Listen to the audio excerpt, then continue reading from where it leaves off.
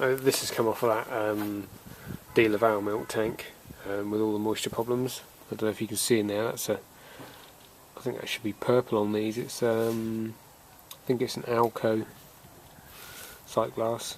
I'm just going to cut it open and see what's in there. It looks almost crystalline on the glass.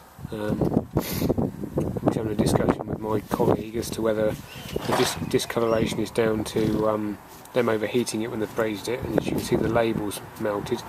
You should always put a wet rag around these when you braze them in, or whether it's system contaminants that's made the glass and the moisture indicating element change colour. Anyway, it's that's one of the problems. The other one is it's 1/2 inch, and the liquid line should be 5/8. I've just looked through there, and something in there, as you can see, and I thought, oh, maybe that's the moisture indicator that's melted. But when you change ends, I don't know if we're going to be able to see it here, but that is actually, I'll see if I can cut it off a bit nearer. It's actually the socket where this should push into 1/2 inch pipe. It's melted. Well, it's blocking more than 50% of the pipe off. So not only is it 1/2 inch when it should be 5/8, it's restricted.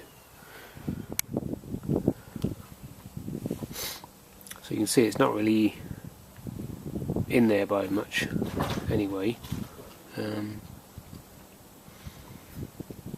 That's the socket where it's melted. I reckon they've done that when they were fitting it. Looking at the way the braze has flowed around there, it's got braze on the outside there. And usually if you've got it hot enough for it to flow on the outside, it'll also flow up the inside, as you can see down the bottom here. Oh. Sort of in that bit there, it's filled the gap, and also around the bottom here it's filled the gap. So if that piece had been up, I would have thought it would have stuck it. The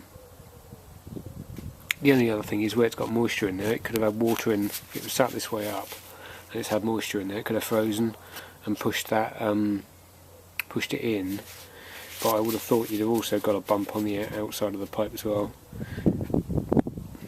It would have probably been easier to put a bump in the pipe than squash it inwards. I have seen that done when you've got sockets and there's been water in the socket and it's frozen. It'll put a bump on it, and it can eventually burst after a few cycles of freezing and melting. So that would have restricted the flow quite a bit. It would either look like it was short gas all the time, because you'd probably have bubbles after it, or it could have been the other way around. It would have starved the evaporator. You never know what you're going to find. You can't take anything for granted. You think that something's brazed in properly, and you could have something like this, or somebody's put too much braze in there and filled the socket up, especially in the smaller sizes.